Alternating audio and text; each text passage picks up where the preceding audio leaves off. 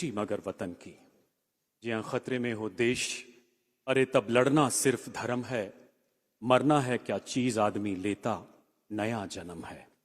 मां से पहले मातृभूमि, स्वयं से पहले राष्ट्र की हमारी इन्हीं शाश्वत परंपराओं की प्रतीक 1965 की विजय के हीरक जयंती समारोह में हमारे मुख्य अतिथि भारत के माननीय रक्षा मंत्री श्री राजनाथ सिंह जी का हम हृदय से स्वागत करते हैं, अभिनंदन करते हैं।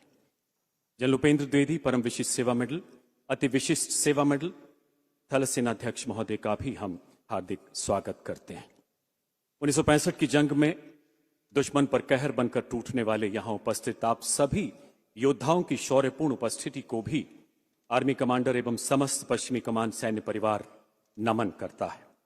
हमारे सौभाग्य की Padma Bhushan lieutenant general Satish Nambiar, PVSM AVSM Vir Chakra retired एवं मेजर आरएस बेदी वीर चक्र रिटायर्ड मंच पर विराजमान है।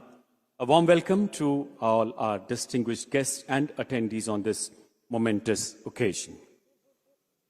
देवी और सज्जनों, आजादी के तुरंत बाद कबायलियों के भेष में अपने सैनिकों को हथियार थमाकर कश्मीर हथियाने की साजिश हो, ऑपरेशन जिब्राल्टर के माध्यम से रचा गया 1965 का षड्यंत्र, 1999 में मशकों से चोरबाटला तक की गई घुसपैठ की हिमाकत, या फिर नियंत्रण रेखा के अपमान की निरंतर की जा रही नाकाम कोशिशें, दुश्मन की हर मोर्चे पर हार हुई है, हर बार उसकी सेना शर्मसार हुई है।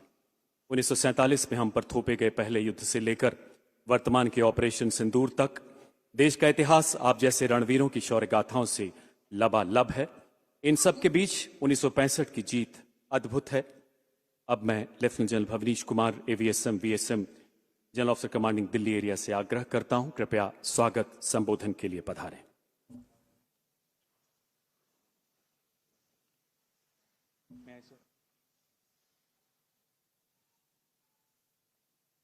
माननीय रक्षा मंत्री महोदय श्री राजनाथ सिंह जी, सेना प्रमुख general Upendra Dwivedi, PVSM AVSM general officer commanding and chief पश्चिमी कमान lieutenant general Manoj Kumar Katiyar, PVSM UISM AVSM, आदरणीय वेटरन्स, वरिष्ठ अधिकारीगण, विशिष्ट अतिथिगण, मीडिया के साथी, ऑफिसर्स, जेसीओज और बहादुर जवान, 1965 के युद्ध की 60वीं वर्षगांठ के स्मरण अवसर पर आप सभी का हार्दिक स्वागत करना मेरे लिए अत्यंत गौरव और गर्व का विषय है। यह दिन केवल इतिहास को याद करने का अवसर नहीं है, बल्कि साहस, बलिदान और स्वयं से पहले सेवा जैसे उन मूल्यों की पुनर्पुष्टि है जिनका प्रतीक इस युद्ध में भाग लेने वाला प्रत्येक सैनिक। 1965 का युद्ध भारतीय सैन्य इतिहास का एक निर्णायक अध्याय है, जिसने हमारी सशस्त्र सेनाओं के अदम्य भावना और संपूर्ण राष्ट्र की उस सामूहिक संकल्प को प्रदर्शित किया जिसके बल पर हमने अपनी संप्रभुता की रक्षा की। ये आज हमारे लिए सम्मान की बात है कि इस सभा में हमारे वीर वेटरन्स, जिन्होंने साहसपूर्वक युद्ध लड़ा, तथा हमारे वर्तमान सैनिक जो आज भारत की रक्षा और सुरक्षा के प्रहरी हैं, दोनों इस हॉल में उपस्थित हैं। आज के कार्यक्रम के दौरान हम पश्चिमी बॉर्डर पर लड़े युद्ध के ऐतिहासिक परिप्रेक्ष्य को याद करेंगे, युद्ध की आत्मा को दर्शाती एक फिल्म देखेंगे और सबसे महत्वपूर्ण उन वेटरन्स व सैनिकों के अनुभव को सुनेंगे जिन्होंने उन कठिन समय को जिया। यह गाथाएं आने वाली पीढ़ियों को निरंतर प्रेरणा देती रहेंगी। मैं आप सभी का आज की उपस्थिति के लिए आभार प्रकट करता हूं और विशेष रूप से माननीय रक्षा मंत्री जी का धन्यवाद करता हूं, जिनकी उपस्थिति ने आयोजन की शोभा बढ़ाई। आज इस मौके पर हमें उनके विशेष संदेश को भी सुनने का सौभाग्य मिलेगा। सशस्त्र बलों के कल्याण के प्रति माननीय रक्षा मंत्री जी का संकल्प प्रत्येक सैनिक के लिए शक्ति का स्रोत है। इसी के साथ मैं एक बार पुनः आप सभी का विशेष कार्यक्रम में स्वागत करता हूं और आपको आमंत्रित करता हूं कि हम सब मिलकर 1965 के वीर गति को प्राप्त हुए सैनिकों को सामूहिक श्रद्धांजलि अर्पित करते हुए इस कार्यक्रम को आगे बढ़ाते हैं। धन्यवाद। जय हिंद।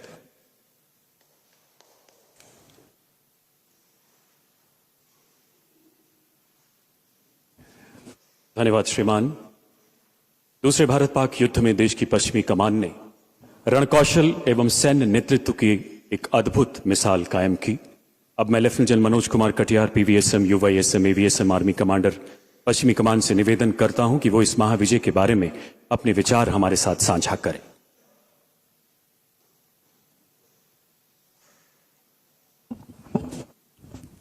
माननीय रक्षा मंत्री महोदय, सेनाध्यक्ष जनरल नाम्बियार तथा 1965 की लड़ाई के सभी गणमान्य वेटरन्स और यहाँ मौजूद ऑफिसर्स और मीडिया के साथी, मेरा सौभाग्य है और मेरे लिए गौरव की बात है कि मुझे आज 1965 के वीरों के सम्मान में जो आयोजन हो रहा है उसमें आपका स्वागत करने का अवसर मिला है।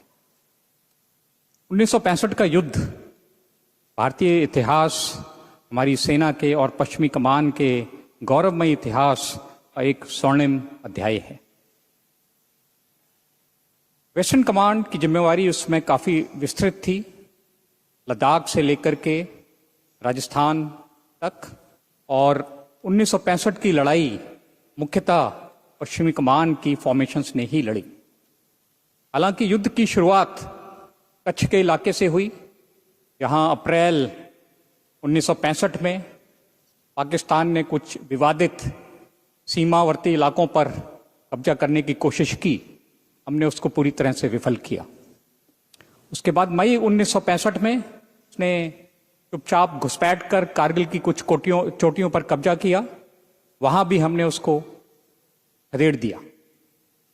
उसके पश्चात अगस्त 1965 में उसने एक बहुत बड़े ऑपरेशनल प्लान, ऑपरेशन जिब्राल्टर के तहत बहुत तादाद में मिलिशिया को ट्रेन किया, रजाकार्स को ट्रेन किया, और तकरीबन 10,000 रजाकार ने जम्मू कश्मीर में इन्फिल्ट्रेट करने की कोशिश की। भारतीय सेना और जम्मू कश्मीर के अवाम ने मिलकर के इन रजाकार्स को मार भगाया, और ये कोशिश भी पाकिस्तान की विफल रही। जवाब में हमने हाजीपीर के इंपॉर्टेंट पास को कैप्चर किया। उसके बाद 1 सितंबर 1965 को पाकिस्तान ने फिर अखनूर की तरफ हमला किया। कोशिश थी कि अखनूर और जम्मू को पर कब्जा कर वो जम्मू और कश्मीर को भारत से कट ऑफ कर दे। इस प्रयास को भी हमने विफल किया। तो पाकिस्तान के लगातार हो रहे प्रोवोकेशंस के बाद हमारी लीडरशिप ने यह डिसाइड किया कि अब समय आ गया है कि पाकिस्तान के हार्टलैंड पंजाब में ऑफेंसिव करने का, और इसके तहत हमारी 11 कोर ने 6 सितंबर को लाहौर की तरफ और हमारी 1 कोर ने 8 सितंबर को सियालकोट की तरफ हमला किया। बहुत भीषण, बहुत बड़े युद्ध, लड़ाइयाँ हुई इस दौरान, और हमने बहुत महत्वपूर्ण ठिकानों पर, जैसे कि लाहौर के रास्ते में डोगराई और बरकी, सियालकोट के पास फिलोरा, वहां पर कब्जा किया। द्वितीय विश्व युद्ध के बाद जो सबसे भीषण टैंक टू टैंक युद्ध थे वो इस लड़ाई में हुए, और हमारे सेना ने दुश्मन के पैटर्न टैंक्स को तकरीबन हर लड़ाई में बहुत बड़ी संख्या में बर्बाद किया। खेमकरन के पास असल उत्तर का मैदान तो आज भी हम पैटर्न टैंक के कब्रिस्तान के नाम से जानते हैं। तो हमारे लीडरशिप, हमारे वीर सैनिकों की जो लड़ाई का जज्बा था, उसने हमको ये जीत दिलवाई।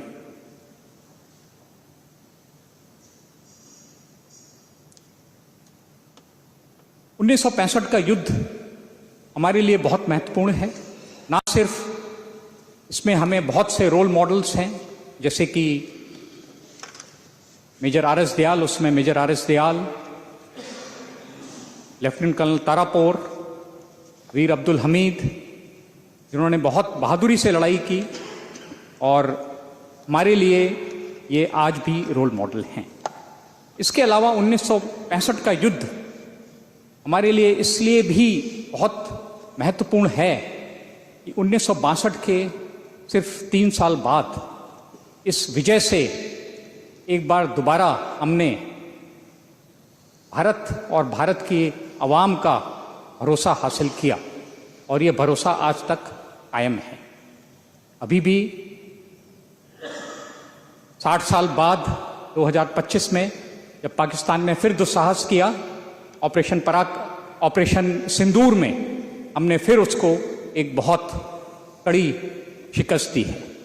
और ये सब इसलिए संभव हो पाया है कि आप लोगों का उदाहरण हमारे साथ है और हमारे देश का अवाम हमारे साथ है।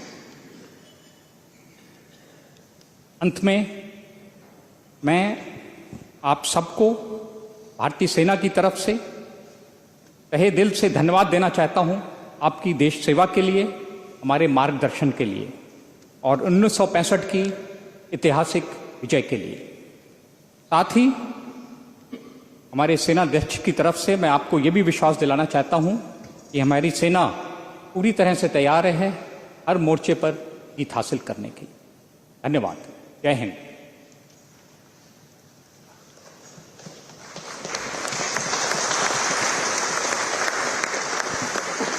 धन्यवाद श्रीमान।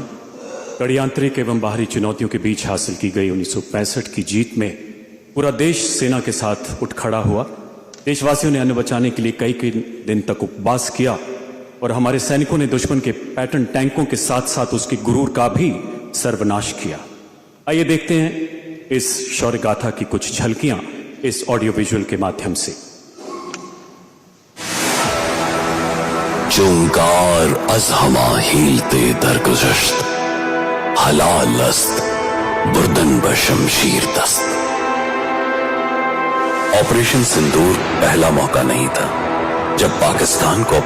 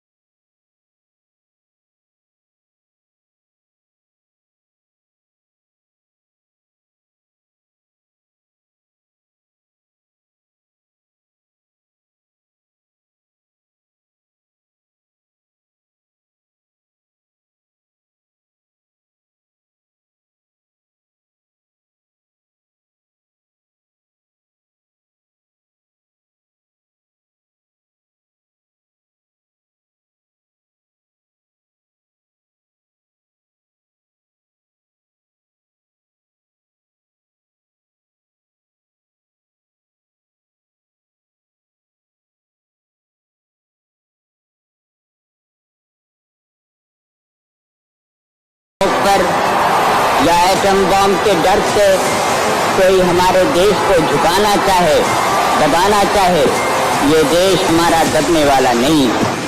Pakistan initiated the 1965 war without realizing the Indian resilience and the armed forces, what kind of response it will be. समय आ गया था लेकिन पाकिस्तान को उसके दुस्साहस के लिए एक कठोर दंड देने का। लेफ्टिनेंट जनरल हरबख्श सिंह के नेतृत्व में भारतीय सेना की पश्चिमी कमान ने इस बार सीज फायर लाइन के पार जाकर रणनीतिक और सामरिक दोनों रूप से अत्यंत महत्वपूर्ण हाजीपीर पास पर कब्जा कर लिया। In terms of territory, Pakistan lost very important Hajipir Pass and also many areas in North Punjab which are adjoining Sialkot sector. इस पराजय से बौखलाकर पाकिस्तान ने अखनूर की ओर नापाक नजर कर ऑपरेशन ग्रैंड स्लैम लॉन्च कर दिया, लेकिन इस बड़े हमले को भी भारतीय सेना ने नाकाम कर दिया। लेकिन अब भारत ने अंतर्राष्ट्रीय सीमा के पार जाकर शत्रु को धूल चटाने का फैसला कर लिया और लाहौर और सियालकोट तक भारी पलटवार कर पाकिस्तान के सभी चक्रव्यूह ध्वस्त कर दिए गए। बैटल्स ऑफ फिलौरा, बुर्की और डोगरई एक एक करके लेफ्टिनेंट कर्नल ए.बी. तारापुरे जैसे महानायकों के साथ मिलकर भारतीय वीरों ने अपने शौर्य और पराक्रम से पाकिस्तान के हर मजबूत गढ़ को नेस्त नाबूद कर दिया। इधर खेमकरण में सीक्यूएमएच अब्दुल हमीद जैसे शूरवीरों ने पंजाब के खेतों में आधुनिक और अजेय माने जाने वाले अमेरिकी पैटर्न टैंकों की कब्रगाह बना डाली। सैकड़ों वर्ग किलोमीटर का इलाका भारत के नियंत्रण में आ चुका था। जब तक ताशकंद समझौते पर हस्ताक्षर हुए तब तक यह स्पष्ट हो चुका था कि भारत मौलिक रूप से तो एक शांति प्रिय देश है, परंतु जब कोई शत्रु भारत की एकता और अखंडता पर नजर डालेगा तो उसे बिना दंडित किए छोड़ा नहीं जाएगा, फिर चाहे वह 1965 का युद्ध हो या 2025 का operation Sindhu.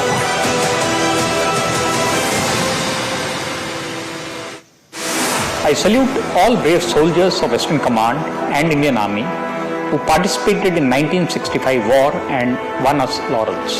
In 1965 and also in Operation Sindoor, we did not seek war, but were fully prepared to respond to the provocations and defeat the enemy decisively.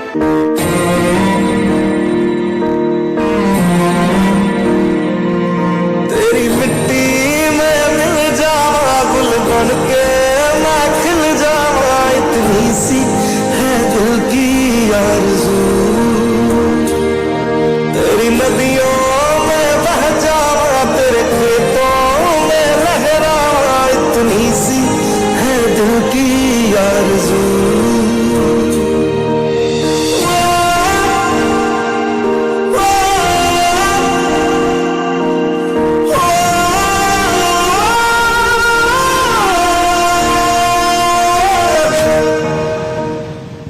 आबाद रहे वो गांव मेरा जहां लौट के वापस आ न सका, सरसों से भरे खलिहान मेरे जहां झूम के भंगड़ा पा न सका।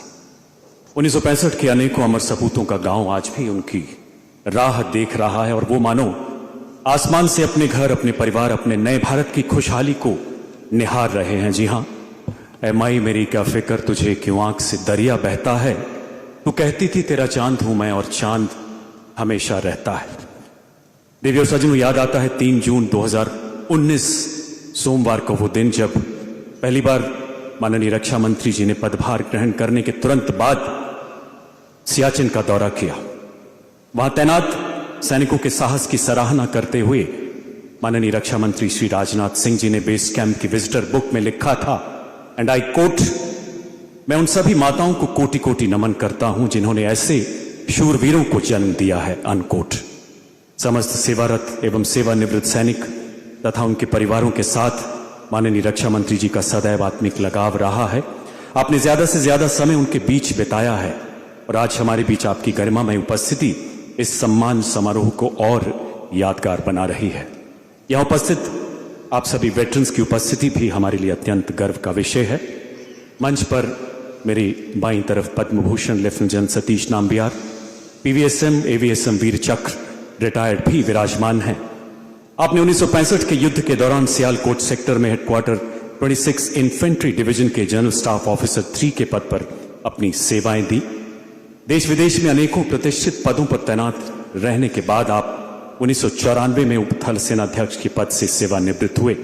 मैं जनरल नाम्बियार से निवेदन करता हूं कि वो अपने 1965 के महासंग्राम की कुछ यादें हमारे साथ साझा करें। So ladies and gentlemen, put your hands together to welcome General Nambiar, a soldier, a scholar and a peacekeeper for his address.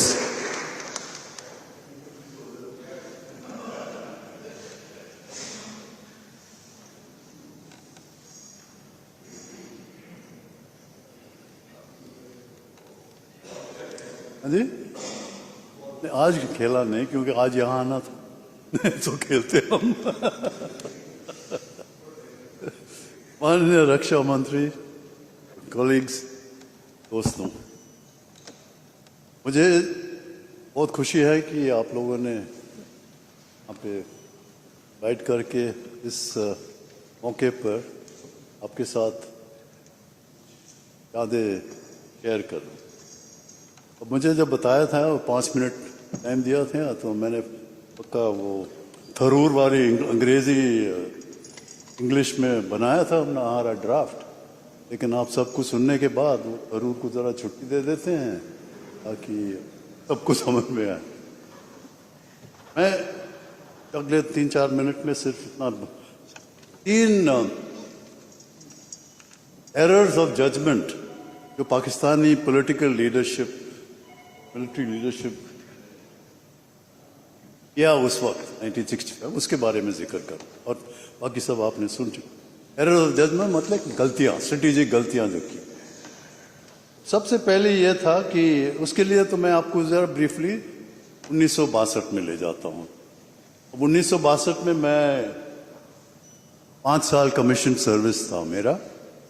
मैं पलटन के साथ पूरी सेक्टर में सीज फायर लाइन, उन दिनों में सीज फायर लाइन था, आजकल तो LOC वगैरह बोलते हैं, तो वहाँ पे डिप्लॉयड था।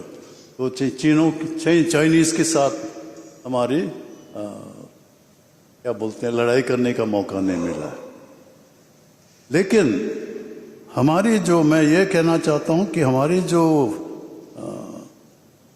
साथियों और हमारे जवानों ने जो उस लड़ाई में इतनी मुश्किल हालात में उनकी इक्विपमेंट पुरानी वर्ल्ड वॉर II विंटेज के थे, क्लोथिंग, शूज, हम सब महसूस किया था। उसके बावजूद उन्होंने जो चीनों के साथ मुकाबला किया, उसके बारे में हम जानते हैं, क्योंकि हम एक दूसरे से बाद में बात करते रहे। और आपको मिसाल देने के लिए, हम चीन की लड़ाई शुरू होने से कुछ दिन पहले हम बारामूला में थे 13 कुमाऊं के साथ, मैं 20 मराठा के साथ था। हम लोग हॉकी खेलते थे शैतान सिंह के साथ, वो अपने कंपनी को ले जाके रजांगला में क्या दिखाया आप सब जानते हैं।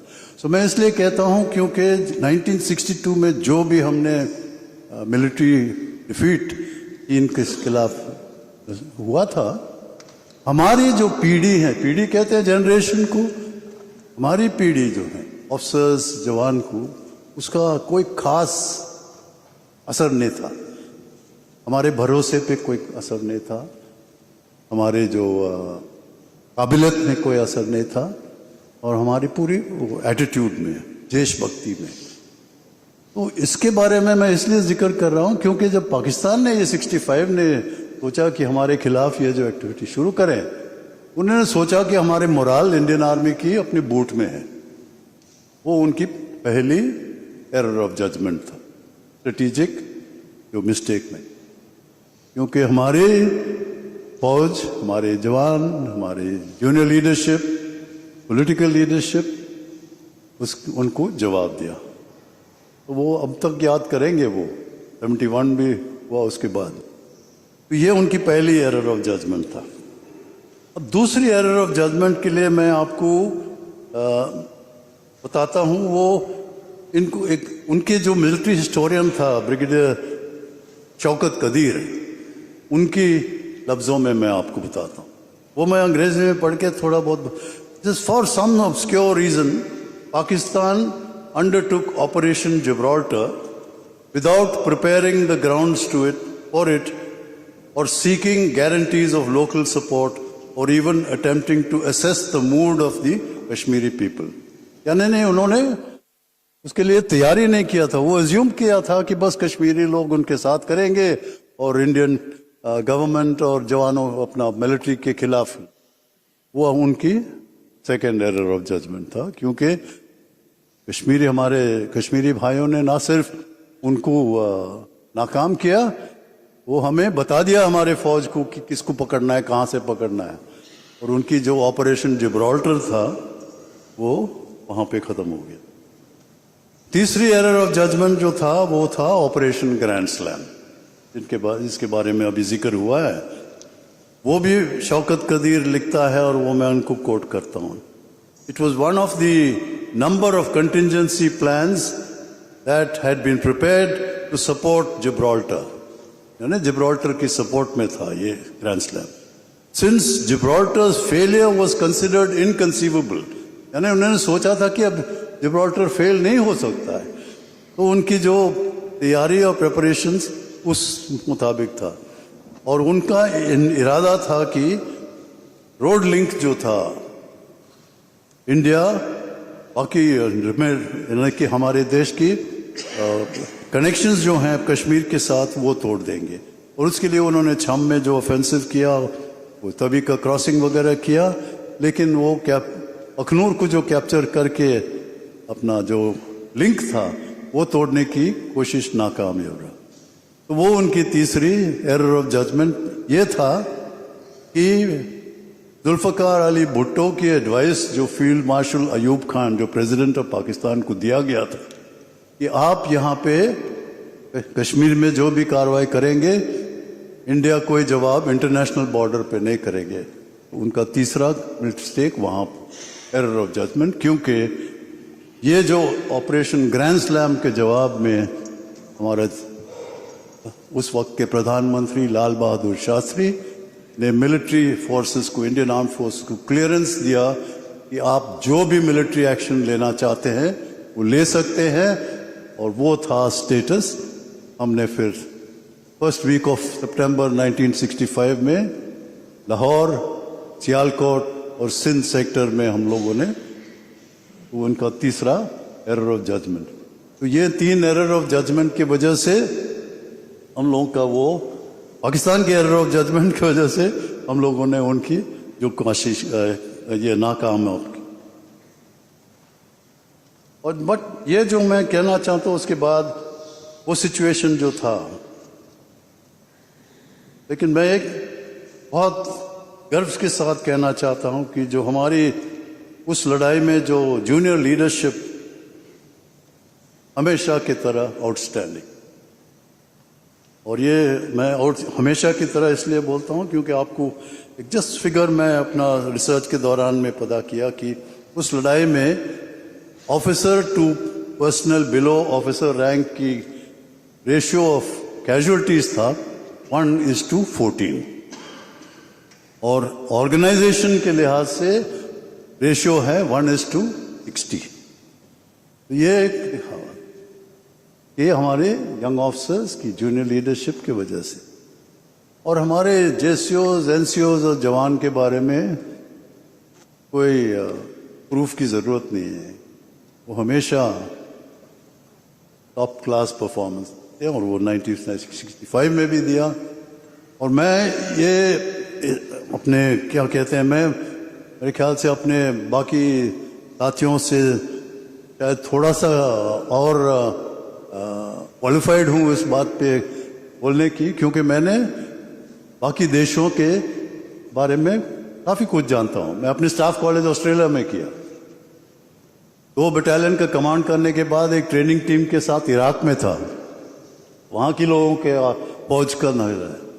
ब्रिगेड का कमांड करने के बाद मैं लंदन में मिलिट्री एडवाइज़र रहा, तो ब्रिटिश आर्मी और यूरोपियन आर्मीज का देख पाए. और finally lieutenant general government of India ने मुझे भेज दिया यूगोस्लाविया में यूएन पीस कीपिंग फोर्स को रेस करके कमांड करने के लिए. और उस कमांड में मैंने दुनिया के 34 देशों की मिलिट्रीज मेरे कमांड के नीचे था. तो मैं जानता हूं कि बाकियों की क्या काबिलियत है क्या नहीं. और उस जानकारी से मैं अपना बड़ा प्राउडली बोलता हूं कि हमारे जो जवान हैं किसी से कम नहीं है. नंबर 1 तो नहीं बोले, किसी से कम नहीं.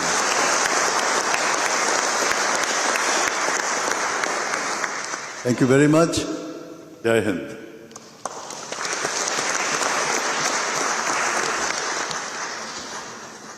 Thank you very much sir. 1900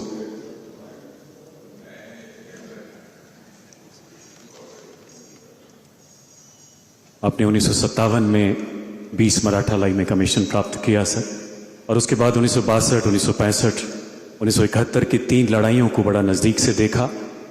युद्ध के विस्तृत जानकारी के साथ साथ मैं बहुत छोटा हूं सर, बट ये कहना चाहूँगा आपकी हिंदी भी बहुत अच्छी है सर, बहुत बहुत आभार। लेडीज एंड जेंटलमैन, आज से लगभग 60 साल पहले सिंध हॉर्स के एक युवा सेकंड लेफ्टिनेंट को डोगराई के युद्ध में अपने टैंक ट्रूप के साथ आगे बढ़ने का आदेश मिला। भीषण गोलाबारी के बीच घायल होने के बावजूद 2 साल के तजर्बे वाले उस ट्रूप लीडर ने अनोखे शौर्य का प्रदर्शन किया और वीर चक्र का सम्मान हासिल किया। जी हां, आज वो यहां उपस्थित हैं और उनके टैंक की गर्जना से मिलती जुलती आपकी तालियों की गड़गड़ाहट के बीच आमंत्रित करना चाहता हूं मेजर RS बेदी, वीर चक्र रिटायर्ड को, कि अपनी शौर्यपूर्ण यादों को हमारे साथ साझा करें। आइए जोरदार तालियों से स्वागत करें मेजर RS बेदी, वीर चक्र का।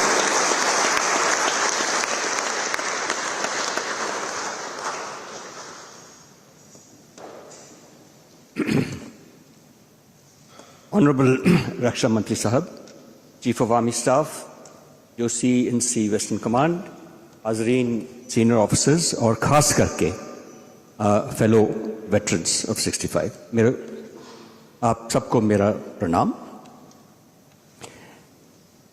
आपने अभी general Nambiar, one of the most distinguished generals of this फौज, को सुना।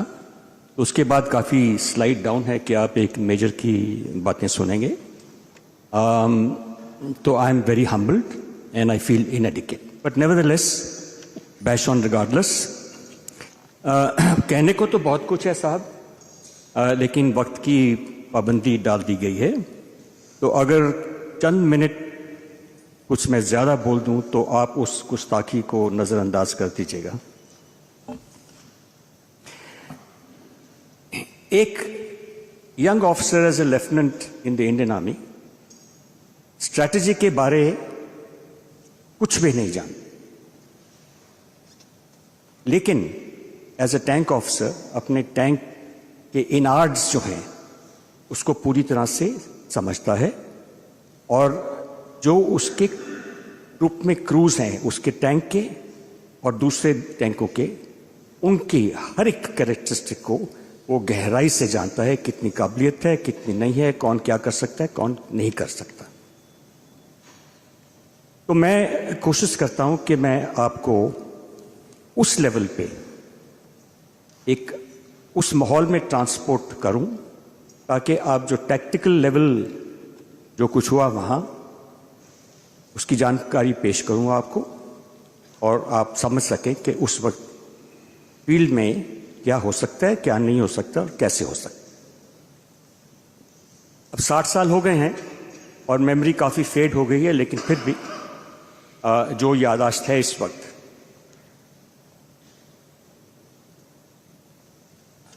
जब ऑपरेशन शुरू हुआ 6 सितंबर 1965, मैं रेजिमेंट के साथ नहीं था। मेरी regiment the Sindh horse was part of 15 day operations, और मेरा squadron, Charlie squadron, was deputed to proceed on the GT axis towards the Echuval Canal. I was not present. So I will not cover that period where I wasn't present. लेकिन as a young officer, I think आप सब जानते हैं कि हर एक young officer की ख्वाहिश होती है कि उस माहौल में वो अपने ट्रूप्स के साथ हो। तो मैं उस वक्त गनरी इंस्ट्रक्टर्स कोर्स कर रहा था at the Ahmednagar, at the armoured course centre and school, और हम 3, मेरे साथ 2 और अफसर थे। तो हमने सोचा कि कमांडेंट साहब को अप्रोच करें कि साहब हमें रिलीज़ कर दीजिएगा, कि इस वक्त हमारा प्रेजेंस ज़्यादा ज़रूरी है with our troops rather than to complete the gunnery course. तो वेरी काइंड ऑफ हिम साहब, उन्होंने हमें रिलीज़ किया 6 तारीख को, और 8 तारीख को हम लोग अपने अपने यूनिट्स में पहुंच गए। वो 2 अफसर थे, lieutenant HP Singh of 7th cav, lieutenant JK Sengupta of 16th cavalry and myself. तो 8 तारीख को हम पहुंच गए और हम immediately combat zone में induct हो गए। I took over my troop, 3 troop of Charlie Squadron, which had led the assault on Dograi on the 6th. तो अब मैं उस डेट से आगे बढ़ता हूँ। उस वक्त कुछ स्टेलमेट सा हो गया था, because the regiment had withdrawn east of the Upper Bari Doab Canal for various reasons which I will not go into. और उस दिन से एज अ रूटीन तकरीबन हमारे स्क्वाड्रन के 2 ट्रूप्स यूबीडीसी के आगे जाके और in a kind of a seek and destroy mission, in a kind of a harassing the enemy to prevent it from consolidating its defenses back in Dugrai, which it had started. तो ये चलता रहा 9 से लेके आगे तक. उसके बाद एक वाकया हुआ. We suffered no casualties, but we did inflict a fair amount of casualties. 16 रात को मुझे बुलाया जाता है और मेरे साथी lieutenant at that time lieutenant Brijendra Singh, और यहाँ मैं कहना चाहूँगा कि it was a privilege to be serving with an officer like him, one of the finest tank officers that I know, and if there's a better tank officer, I have not heard of him. तो हम दोनों को हम रोज जाते थे across the यूबीडीसी every day, और हमने सोचा कि कुछ ऐसी ही टास्क मिलेगी स्क्वाड्रन कमांडर से. लेकिन स्क्वाड्रन कमांडर ने कहा, साहब आप दोनों सुबह ब्रिगेड कमांडर को रिपोर्ट करें at 0400 hours on the 17th morning. तो आप सोच सकते हैं, आप सब फौज में रहें कि भाई एक लेफ्टिनेंट को कहा जाता है कि आप ब्रिगेड कमांडर को रिपोर्ट करें. अनयूजुअल. स्क्वाड्रन कमांडर ने ब्रीफ नहीं किया, सीओ ने ब्रीफ नहीं किया, लेकिन सुबह हम एज ऑर्डर्ड सुबह 0400 आवर्स हम ब्रिगेड कमांडर साहब के पास पहुंच गए. ब्रिगेडियर निरंजन सिंह थे 54 ब्रिगेड कमांडर. तो उन्होंने बैठाया, चाय वाय पिलाई और नक्शे पे कहा कि साहब I want to show 54 Brigade in an offensive, aggressive attitude. So आप दोनों please proceed along the GT axis. Bedi, your troop will be on the GT road. Brijinder, you will be on his right flank. और जहां तक आप जा सकते हैं आप जाइए. तो 5 मिनट में सब हो गया. तो आप टैक्टिकल लेवल पे सोचिए कि 2 लेफ्टिनेंट जो ब्रिगेड कमांडर के बंकर में ब्रीफ हो रहे हैं, कहाँ ब्रिगेड कमांडर, कहाँ 2 लेफ्टिनेंट. वो तो डेमी गॉड होते हैं उस वक्त ब्रिगेड कमांडर. तो खैर ब्रिजेंद्र मेरी तरफ देखे, मैं ब्रिजेंद्र की तरफ देखूं, भाई करना क्या है. तो मैंने कहा भाई देखो चलते हैं, मैं जीटी रोड पे हूँ, जहाँ तक जा सकें चलते हैं. तो हम निकले और at first light, or using the normal fire and move tactics of the armored corps, we proceeded beyond the FTLs. और इस FTLs पे मैं थोड़ा सा और जिक्र करूंगा at a later stage. और we came under intensive fire, क्योंकि आप खुद सोच सकते हैं कि अगर टैंक्स जो हैं GT रोड पे मूव कर रहे हैं on the main axis towards Dugrai, what is the enemy going to think? They are going to say that there is a fresh attack coming on Dugrai. And जो कुछ वो हम पे फेंक सकते थे वो हम पे उन्होंने फेंका. It was so intense and intensive कि उसका बयान करना बहुत ही मुश्किल है. खैर उस वक्त तक कुछ खास कैजुअलिटीज हमारी नहीं हुई, but the Dogras were suffering casualties because of the heavy fire. तो ऐसे फायर एंड मूव करके हम दुगराई के बिल्कुल डायरेक्ट फायर के रेंज में पहुंच गए. इस दौरान क्या हुआ कि एक आरसीएल डिप्लॉयड थी वहां दुगराई के बिल्कुल अंदर, लेकिन बिल्कुल सामने. एक आरसीएल ने फायर किया मेरे टैंक पे, मिस हो गया. तो वो फ्लैश जो निकलता है वो हमने देख लिया.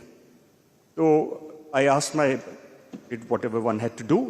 The gunner engaged the RCL and the second round fired at the RCL hit directly and the RCL was destroyed.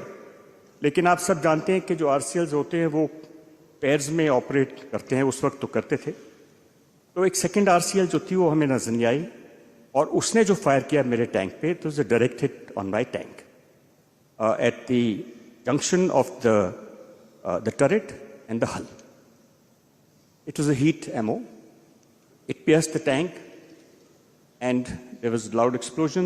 तो जो मेरा गनर और लोडर थे वो तो यानी अच्छा हुआ कि उनको पता नहीं लगा कि क्या हुआ, वो एकदम दे वर dead in a second.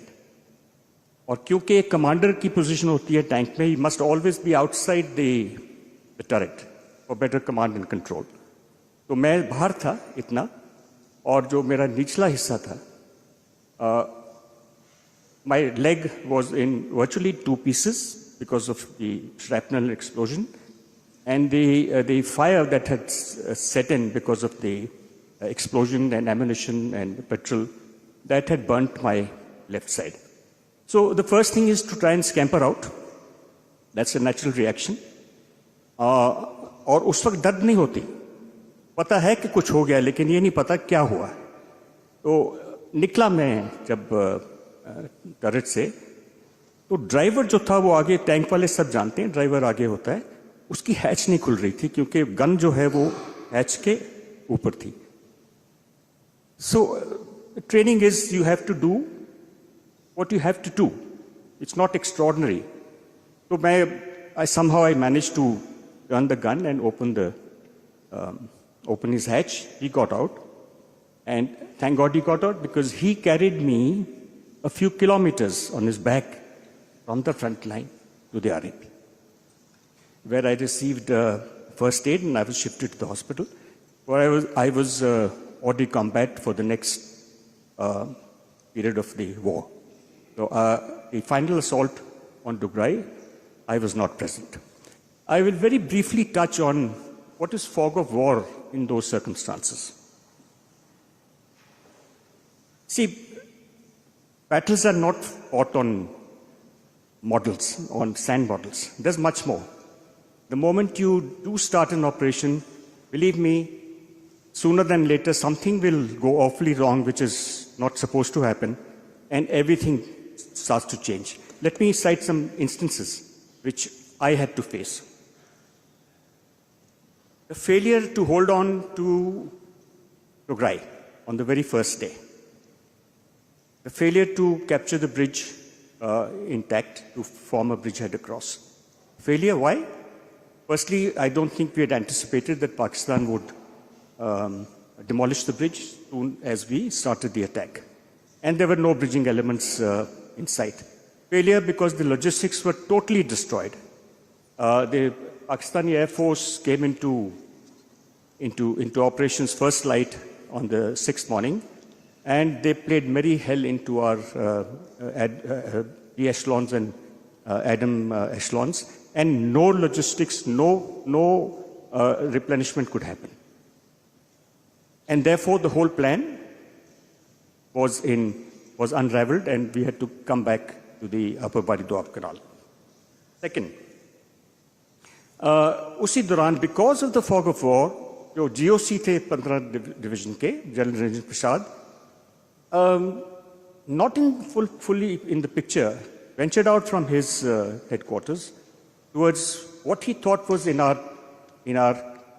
custody and our capture, in our possession. But he came under small arms fire from one of the places which was still held by Pakistani infantry. He had to leave his rover with all the ops plan of the 15th day and get away with his life with his staff officers. The jeep, the jonga, and the ops plans fell in the hands of the Pakistanis, and they exhibited that in every media. As a result, General Ranjit Prasad was removed from command. Similarly, my CO was removed from command because he had ordered the withdrawal of the squadron from Dugrai. He had no other choice. But this is what happens in real war, fog of war. One of these days when we were across the UBDC, Rajendra and I, we saw a plume of smoke and dust coming from the south, from our left flank.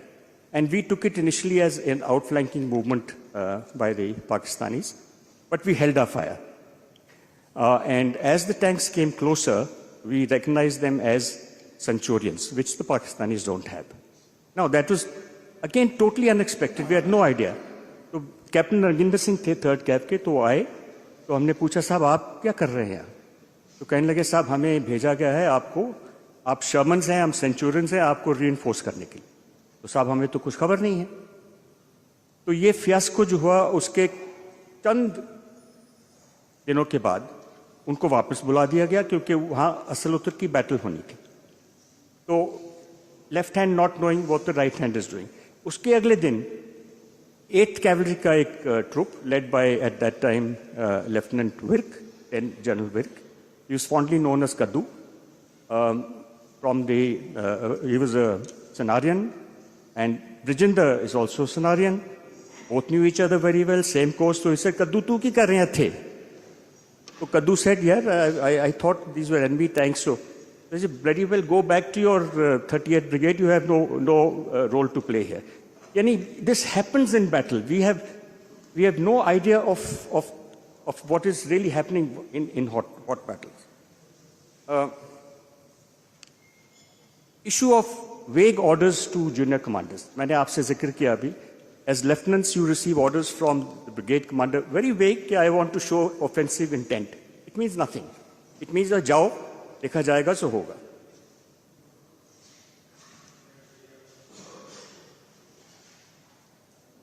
A confusion caused by breach of communications. We had these very old sets, 19 high frequency.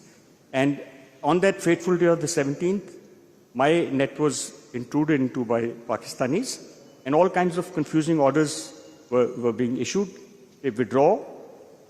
There's an outflanking movement by the Pakistan Army.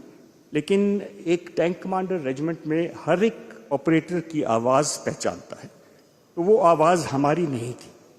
तो मेरा order अपने troops को था, do not react to this, और आप जब तक मेरा डायरेक्ट हुक्म नहीं मिलता डटे रहो। So, what I'm trying to say is that in such situations there is a huge amount of fog that happens, and that does impact on tactical operations. I thank you very much, gentlemen. I've overstepped my time, and thank you.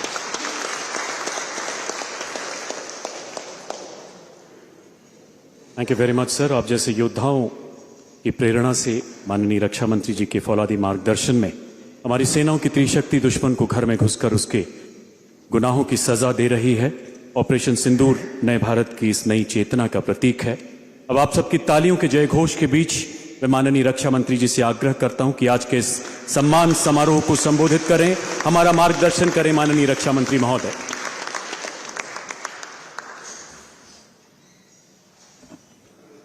Chief of Army Staff, General Upendra Dwivedi, UOC-in-Chief Western Command, Lieutenant General M.K. Katiyar, Lieutenant General Retired Sri Satish Kumar Nambiar ji, and Major Retired R.S. Vedi, और यहाँ मौजूद सारे officers,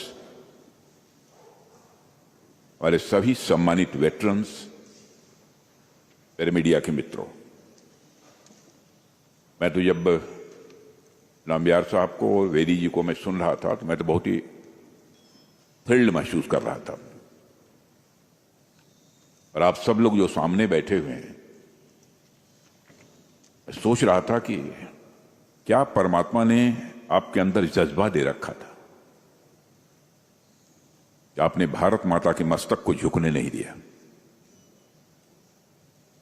मैं एक बार शीश झुकाकर आप सभी का अभिनंदन करता हूं।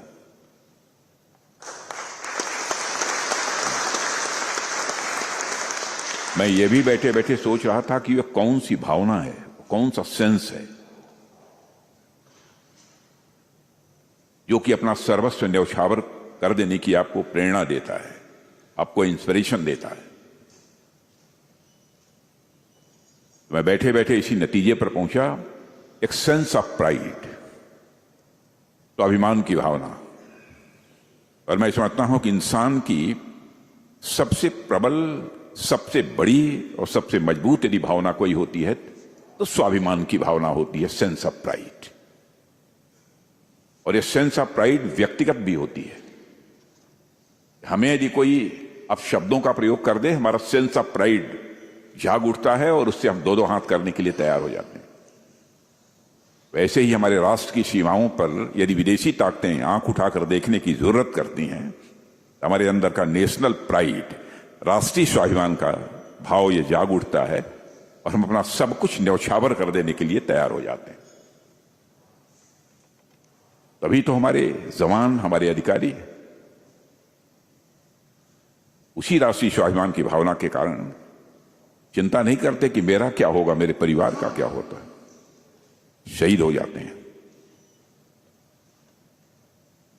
और मेरा सौभाग्य है कि मैं इस कार्यक्रम में मौजूद हूं। इस कार्यक्रम के इस स्वरूप के बारे में मुझे बहुत अधिक जानकारी नहीं थी, लेकिन यह था कि कोई कार्यक्रम होने वाला है जिसमें आप सब यहां आने वाले हैं और आप सबके बीच आना, मैं समझता हूं कि मेरे जिंदगी का एक बहुत ही सौभाग्य का क्षण है, ऐसा मैं मानता हूं। और मैं कह सकता हूं कि राष्ट्र की मिट्टी को आप सब ने अपने पसीने और खून से सींचा है। 1965 के युद्ध में आप सब ने जो शौर्य और पराक्रम दिखाया है वह इनक्रेडिबल था। और रक्षा मंत्री के रूप में आज मैं कृतज्ञ राष्ट्र की ओर से आप सभी की वीरता को नमन करता हूं। 1965 का वार सिर्फ एक छोटा मोटा यह वार नहीं था, बल्कि यह भारत की ताकत की एक परीक्षा थी। और उस दौर में जो परिस्थितियां थी उसे देखते हुए पाकिस्तान ने यह सोचा कि इन्फिल्ट्रेशन से और गुरिल्ला टैक्टिक्स से और अचानक हमलों से वह भारत को डरा देगा, तो वह भारत को पीछे कर देगा। और हमारे दुश्मन यह जानते नहीं थे कि भारत की मिट्टी में पला हर जवान इस भावना के साथ पला होता है, इस भावना के साथ बढ़ा होता है, चाहे कुछ भी हो जाए, लेकिन इस देश की सॉवरेनिटी और इस देश की इंटीग्रिटी पर वो किसी भी सूरत में आंच नहीं आने देगा। और आप में से कई साथी उस दौर में बैटलफील्ड में मौजूद थे और आपने तो फेस टू फेस कॉम्बैट भी देखा है और आपने अपनी आंखों से युद्ध का असली चेहरा देखा है। आपसे बेहतर और कौन जान सकता है। 1965 के युद्ध पर वैसे तो बहुत सारी पुस्तकें लिखी गई हैं, लेकिन बहुत पुस्तकें सब कुछ नहीं बताती हैं। आज जब नामियार साहब बोल रहे थे, बेदी साहब बोल रहे थे, तो मैं यही सोच रहा था बहुत सारी ऐसी चीजें हैं जो कि पुस्तकों में जो दर्ज होनी चाहिए थी वह दर्ज नहीं हो पाई हैं। बैटल फील्ड की बिताई गई रातें, तोपों की आवाज, गोलियों की गड़गड़ाहट और अपने साथियों को खो देने जैसी भावनाओं को वही समझ सकता है जिसने इसे जिया हो, आप जैसे लोग। और मैं जब भी कभी भी आप में से किसी से भी मैं मिलता हूं, बातचीत करता हूं, तो मुझे आपकी आंखों में वह सारी भावनाएं और वह गर्व एक साथ दिखाई देता है। तो मुझे यकीन है आज यहां बैठा हर वेटरन उन नामों को, उन चेहरों को जरूर याद कर रहा होगा जिसे आपने खोया है। लेकिन उन यादों के साथ ही दिल में एक आवाज भी गूंजती होगी कि उनकी शहादत व्यर्थ नहीं जाएगी, भले ही आज आपकी उम्र क्यों न बड़ी हो गई हो, लेकिन फिर भी यह जज्बा आपके अंदर होगा, मैं जानता हूं। और आज मैं आपकी आंखों में देखकर वीर गति जिन हमारे अधिकारियों ने, जवानों ने प्राप्त की है, उनकी स्मृति को, उनकी याद को मैं नमन करता हूं। 1965 का युद्ध हमारे लिए आसान नहीं था। पाकिस्तान ने इन्फिल्ट्रेशन कराई, लोकल लोगों को भड़काने की कोशिश की, लेकिन आप सब ने, हमारे वीर जवानों ने उनकी हर चाल को विफल कर दिया था। और इस युद्ध के दौरान अनेक ऐसे बैटल्स हुए जिन्होंने इतिहास में अपना नाम दर्ज करा दिया। बैटल ऑफ फिलोरा में हमारी आर्म्ड फोर्सेज ने जो पराक्रम दिखाया उसने पाकिस्तान की हिम्मत तोड़ दी। इसके अलावा बैटल ऑफ चामिंडा की लड़ाई तो दुनिया की सबसे बड़ी टैंक बैटल्स में गिनी जाती है। वहां भी आपने साबित कर दिया कि युद्ध टैंकों से नहीं बल्कि हौसले और डिटर्मिनेशन से ही जीता जा सकता है। 1965 के युद्ध का जिक्र हो और बैटल ऑफ असल उटर का जिक्र न हो, ऐसा भला कैसे हो सकता है। वहां हमारे वीर अब्दुल हमीद ने अपने अकेले साहस से टैंकों की पूरी कतार को जला डाला था और उन्होंने हमें सिखाया था कि bravery is not about the size of the weapon, it is about the size of the heart.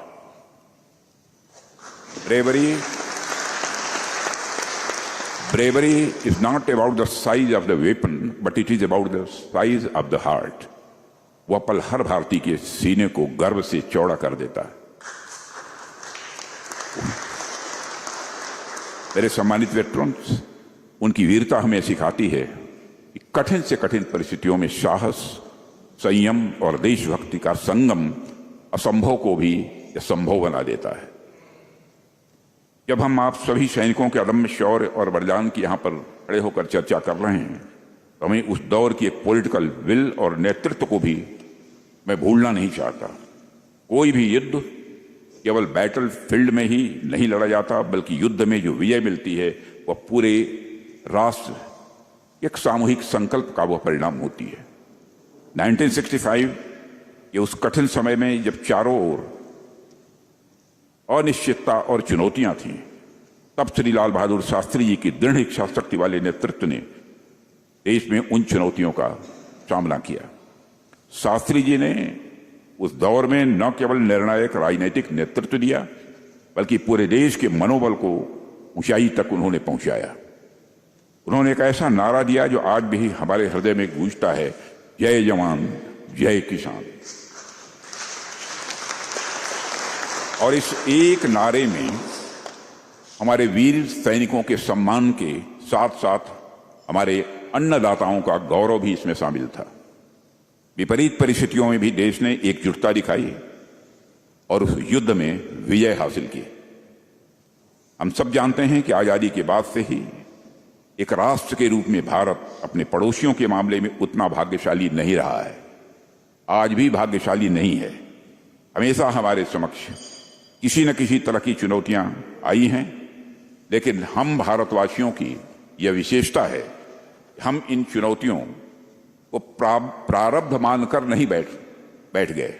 हमने मेहनत की और अपने प्रारब्ध का निर्णय, अपने भाग्य का निर्णय, अपनी नीयत का निर्माण हमने खुद किया। साथियों, किसी भी राष्ट्र का वास्तविक भाग्य उनके खेतों में, उनके कारखानों में, प्रयोगशालाओं में और रणभूमि में बहाए गए पसीने से बनता है। हमारे नागरिकों ने अब यह सिद्ध कर दिया है, भारत अपना भाग्य किसी और के भरोसे नहीं छोड़ता, भारत अपना भाग्य खुद गढ़ता है। इसका एक उदाहरण हमें ऑपरेशन सिंदूर के दौरान भी देखने को मिला है। पहलगाम की उस विभत्स घटना को हम भूले नहीं हैं और जब भी वह घटना हमें याद आती है तो दिल भारी भी होता है और मन आक्रोश से भर भी उठता है। वहां जो हुआ उसने हम सबको झकझोर दिया, लेकिन वह घटना हमारे मनोबल को तोड़ नहीं पाई। हमारे प्रधानमंत्री जी ने यह संकल्प लिया, इस बार आतंकवादियों को ऐसा सबक सिखाया जाएगा जिसकी उन्होंने कभी कल्पना भी नहीं की होगी। और ऑपरेशन सिंदूर में हमने ये लॉन्च किया और दुश्मनों को दिखा दिया कि हमारा प्रतिकार कितना मजबूत होता है, कितना ताकतवर होता है। और हमारी पूरी टीम ने जिस कोऑर्डिनेशन और करेज से काम लिया, उसे साबित कर दिया कि जीत अब हमारे लिए कोई एक्सेप्शन नहीं रही है, जीत हमारी आदत बन चुकी है और यह आदत हमेशा बरकरार हमको रखनी होगी। साथियों, आज जब मैं अपने वेटरन्स के बीच हूं तो मैं एक कमिटमेंट भी आपके समक्ष दोहराना चाहता हूं।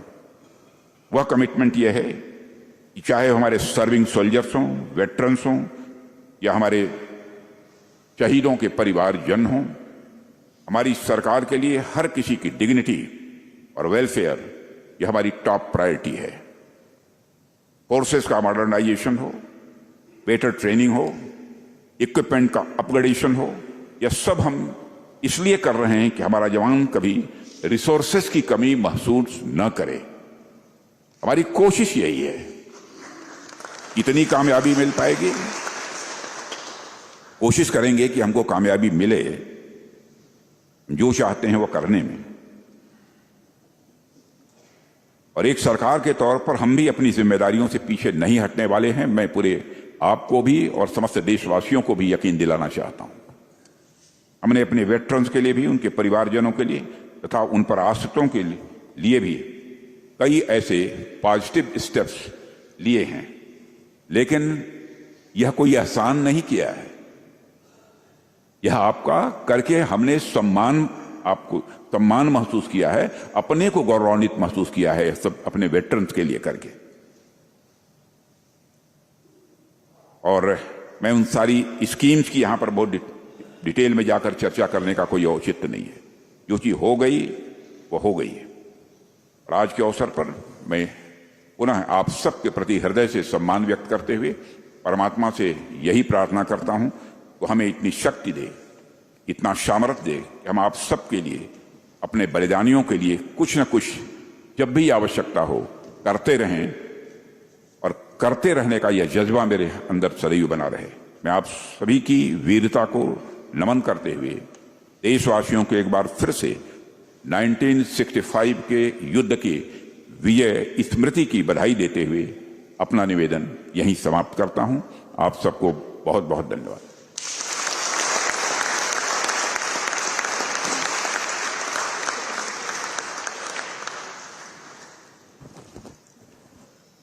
आपके ओजस्वी उद्बोधन के लिए बहुत बहुत धन्यवाद श्रीमान।